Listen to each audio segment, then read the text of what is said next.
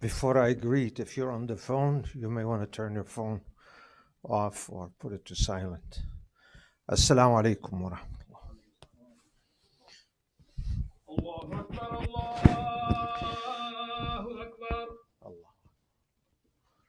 Allahu Akbar, Allahu Akbar. Ashhadu an la ilaha illallah. Ashhadu an la أشهد أن لا إله إلا الله أشهد أن محمد رسول الله أشهد أشهد أن محمد رسول الله أشهد أن حي على الصلاة لا حول حي على الصلاة لا حول حي على الفلاح لا حول حي على الفلاح لا حول الله أكبر الله أكبر الله لا إله إلا الله لا إله إلا الله صلى الله عليه وسلم وعلى آله وصحبه أجمعين.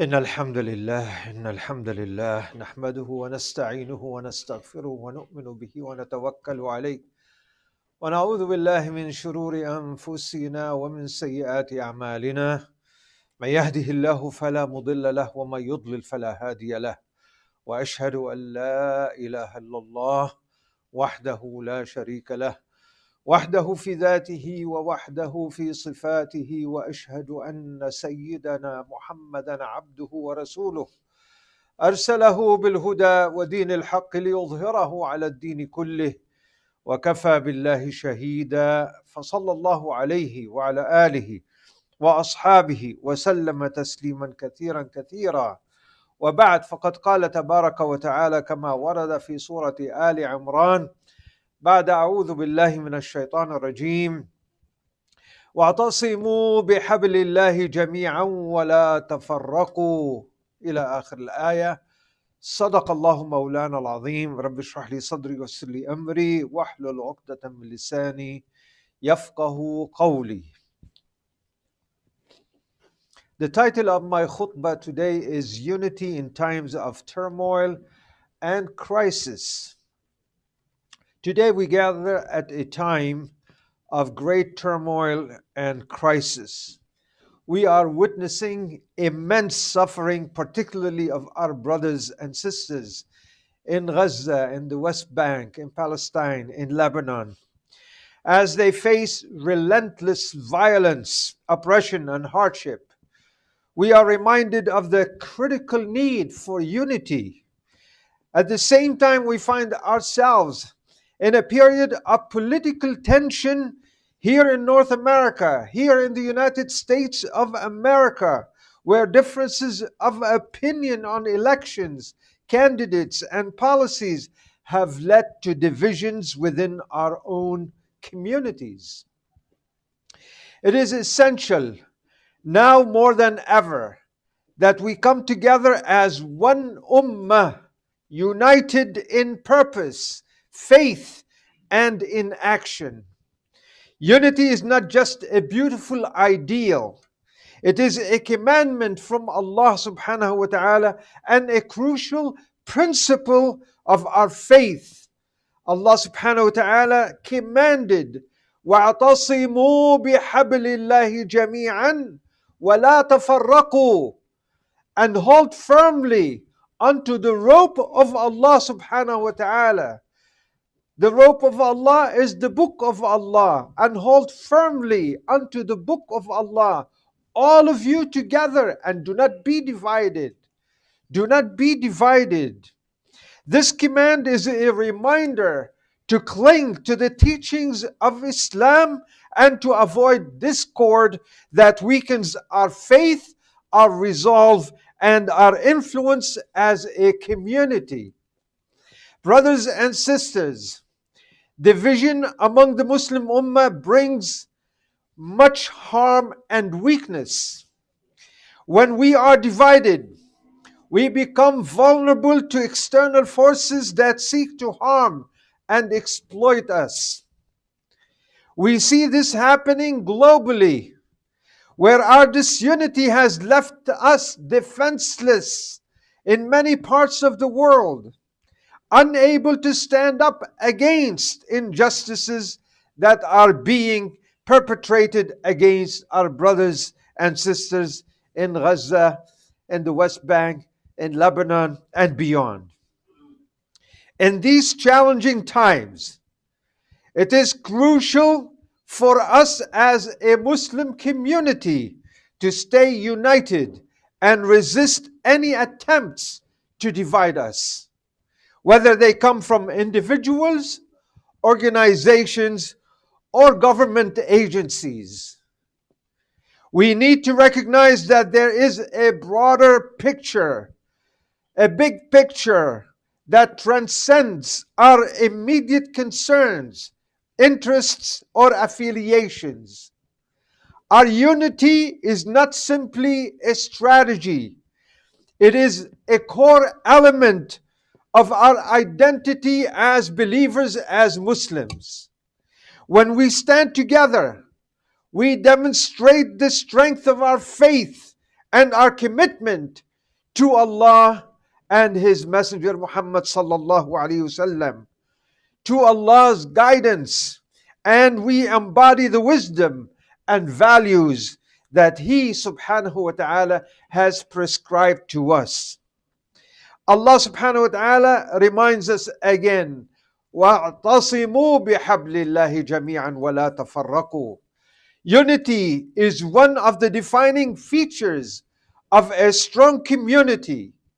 Although we come from different ethnic backgrounds, speak different languages, have different cultures, and come from diverse regions, we are united by our shared faith in Allah subhanahu wa ta'ala and our love for our beloved Muhammad sallallahu alayhi wasallam.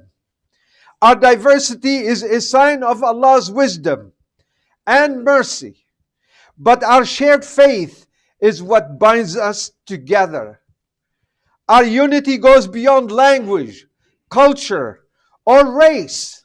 It is founded on our faith on La ilaha illallah Muhammadun Rasulullah, which connects us on a spiritual level that is deeper than any worldly bond. To emphasize this unity, the Prophet sallallahu alaihi wasallam beautifully illustrated the bond between believers by comparing them to a single body.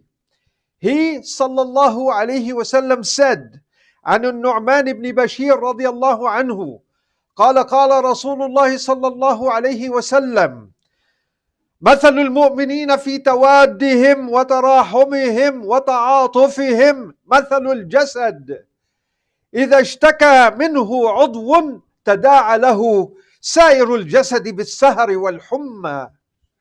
The believers, in their mutual kindness, compassion, and sympathy, are just like one body. When one of the limbs suffers, the whole body responds to it with wakefulness and fever. Agreed upon, muttafaqun alayh. This hadith shows us that as believers, we are interconnected and should feel and respond to the suffering of any member of our ummah as if it is our own suffering. Whether they are in Gaza, whether they are in the West Bank, whether they are in Lebanon, in Kashmir, in China, or anywhere in the world. This hadith reminds us that the pain, struggles, and challenges faced by any part of our community, whether locally or globally, affect us all. When our brothers and sisters in Palestine or Lebanon are suffering, it is not merely their problem. It is our problem too. It is our suffering too. Their pain is our pain. Their loss is our loss. If we are truly connected as one body, then their challenges should motivate us to respond with compassion, support, and sincere dua to Allah subhanahu wa ta'ala. In addition to compassion, this unity is a call to action. It means we must prioritize the collective well-being of the community above our individual preference or personal interests. It means avoiding petty disputes, putting aside differences, and working together with those whose values align with ours, especially in times of political, social, and economic crisis. We cannot afford to allow differences in opinion, political affiliations, or personal ambitions to weaken the unity of our community. Our collective strength and resilience is in our unity. By being united, we send a powerful message to the world. We are a people who stand for justice. We are a people who stand for justice, compassion, and faith, whether it is through voting, advocating for justice, or raising awareness. Every action we take should reflect our commitment to these values. But our choices and actions are more impactful when we are united in purpose. Ultimately, our faith in Allah and our adherence to His guidance are the cornerstones of our unity. When we trust in His wisdom, follow His guidance, and stand together as one, we are empowered to face any challenge. We are empowered to face any challenge, and our community becomes a beacon of light for others. The world needs to see Muslims as united, resilient, and committed to the cause of justice. Our unity, especially in times of crisis, is a source of strength, honor, and an embodiment of the mercy and wisdom of Islam. It is only by becoming together, it is only by coming together in solidarity that we can hope to make a meaningful difference. May Allah subhanahu wa ta'ala guide us, keep us united, and strengthen us and our resolve to support one another as one body, working together for justice and compassion, for the betterment of our community and humanity as a whole. Allahumma Ameen. Unity is very much needed during political tensions and elections. In this time of election season, we find ourselves in crisis. We may have difference of opinion on which candidates to support or which policies to endorse. These differences are natural. They arise out of varying perspectives, experiences, and priorities. However, we must not allow these differences to divide us, to create animosity within our community. Our differences should not compromise the unity of our faith or the cohesion of our ummah. Allah subhanahu wa ta'ala reminds us in the Quran, وَأَطِيعُوا اللَّهَ وَرَسُولَهُ وَلَا تَنَازَعُوا فَتَفْشَلُوا وَتَذْهَبَ رِيحُكُمْ وَاصْبِرُوا إِنَّ اللَّهَ مَعَ الصَّابِرِينَ. And obey Allah and His Messenger, and do not dispute, and thus lose courage and then your strength would depart. And be patient. Indeed, Allah is with the patient. Surah Al-Anfal, ayah number 46. This ayah warns us that disputes and divisions weakens our strength and resolve. If we turn against one another over political differences, we will lose the power that comes from standing together. Political issues will come and go, but our unity, our brotherhood, must remain intact, must remain strong.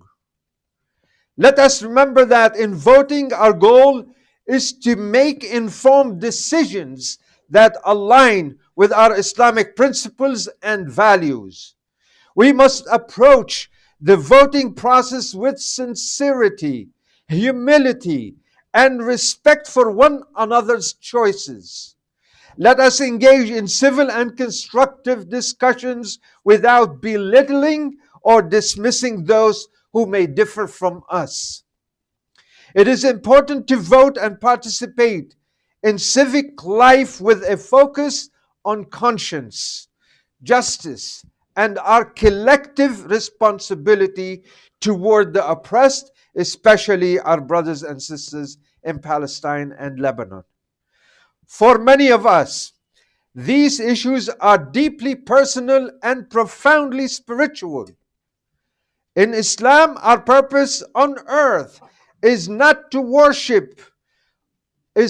only to worship Allah subhanahu wa ta'ala, but also to act as His stewards, His shepherds. كلكم راع وكلكم مسؤول عن رعيته. Standing up for justice, supporting the oppressed, and opposing all forms of tyranny. The Prophet sallallahu alaihi wasallam emphasized the importance of standing up for justice in the following hadith, authentic hadith: من رأى منكم منكرا فليغيره بيده فإن لم يستطع فبلسانه فإن لم يستطع فبقلبه وذلك أضعف الإيمان. Whoever of you sees something wrong, let him change it with the hand. If he is not able, then with his tongue. And if he is not able, then with his heart, and that is the weakest of faith. In Sahih Muslim. In a modern democracy, voting is one of the tools by which we can change with our hand, which could mean the ballot, or at least with our tongue. The wrongs and injustices we see, we can change the wrong and the injustices we see through the hand, meaning the ballot, literally, or with the tongue speaking out against evil. Voting gives us a voice in shaping policies and electing leaders who will advocate for issues that matter to us as Muslims, including the cause of justice for Palestine and Lebanon. By choosing the right representatives, we can influence decisions that may impact our brothers and sisters abroad and ensure that our society upholds values of justice and humanity. So our advice to all of us is vote your conscience. Vote your conscience. The concept of voting your conscience means voting for candidates who best reflect your values, principles, and beliefs. It involves making informed choices based on a commitment to what is right, even if it meant standing against mainstream or popular choices. Allah subhanahu wa ta'ala reminds us in the Quran, يا أيها الذين آمنوا كونوا قوامين بالقسط شهداء لله ولو على أنفسكم أو الوالدين والأقربين. O you who believe, be persistently standing firm on justice.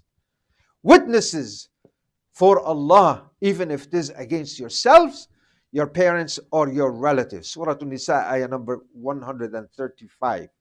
This ayah teaches us that justice should be at the core of all our actions, including the act of voting. When we vote, we are not simply participating in a civic duty, we are fulfilling a responsibility to Allah subhanahu wa ta'ala to promote good and prevent harm. Voting our conscience means that we consider the impact of our choices on the oppressed and the vulnerable, including our brothers and sisters abroad who suffer under occupation, displacement, and violence. In our political climate, we may not always find a candidate who perfectly aligns with all of our values. However, it is our duty to evaluate each candidate's stance, particularly on issues of justice, compassion, and foreign policy. While candidates may not always explicitly advocate for Palestine and Lebanon, we can assess whether their values, policies, and track record suggest a commitment to justice and human rights. When we support candidates who promote fair policies and uphold justice, we are supporting the oppressed. Whether this means endorsing local candidates who support humanitarian aid, advocate for peace, or stand against discrimination, each vote is an opportunity to advance the causes we hold dear, the cause of justice. Voting is not just an individual act, it is a collective one. When Muslims come together and vote with a united voice, we demonstrate our values and make our concerns known. By voting with conscience and shared commitment to justice, we amplify our impact on issues affecting Muslims not only here but in the whole world, including Palestine and Lebanon. Our collective action as a community allows us to advocate more effectively for policies that support international human rights, oppose war and occupation, and promote peace and unity, and also equity. By aligning our votes with our values, we honor the bond of brotherhood and sisterhood that ties us to the global ummah. In the upcoming elections, we may feel torn between our local needs and the global crisis that call for our attention. We must remember that our local participation can have ripple effects internationally. By supporting candidates who prioritize human rights, accountability, and fair foreign policy, we create an environment where our government can be a force of good on the global stage. Our beloved Prophet Muhammad sallallahu alaihi wasallam demonstrated the importance of balancing local duties with global awareness.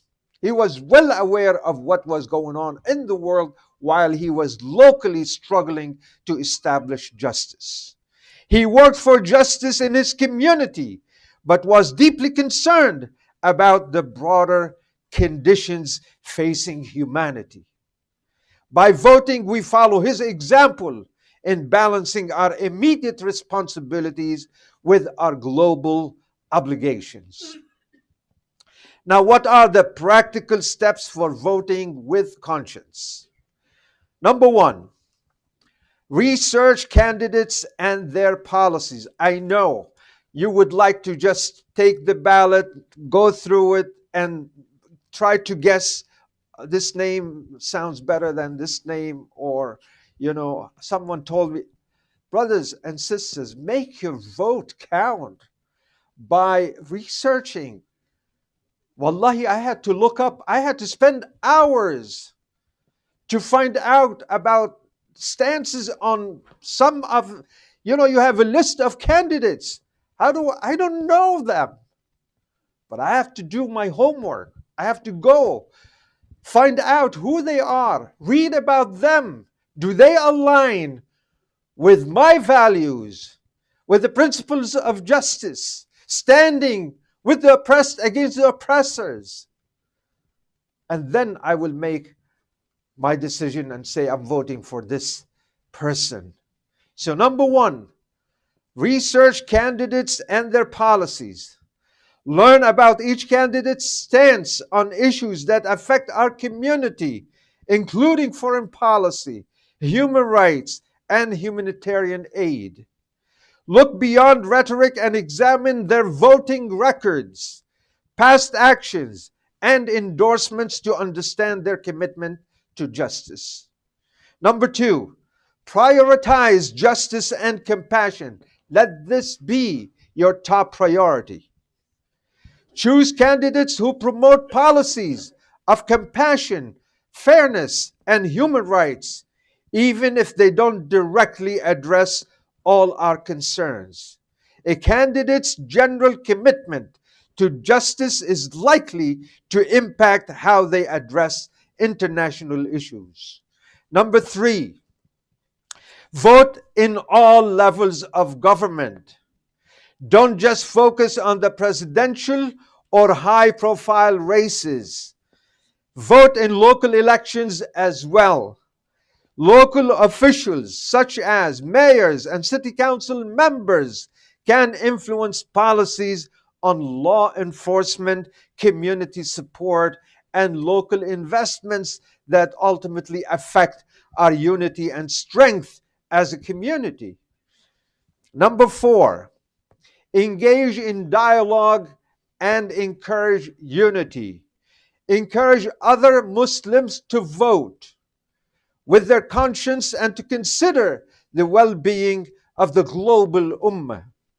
When we discuss the importance of voting, let's remind each other of our responsibility to the oppressed and of our potential to make a difference through united and unified action. Finally, number five, make dua for guidance and success. Finally, pray for guidance in making the right choices and ask Allah subhanahu wa ta'ala to bring about leaders who will be just and fair. As we cast our votes, let us do so with a sincere, genuine intention to please Allah subhanahu wa ta'ala and to fulfill our duty to humanity. Inshallah ta'ala. Allahumma ameen. أقول قولي هذا وأستغفر الله لي ولكم ولسائر المسلمين والمسلمات فاستغفروه.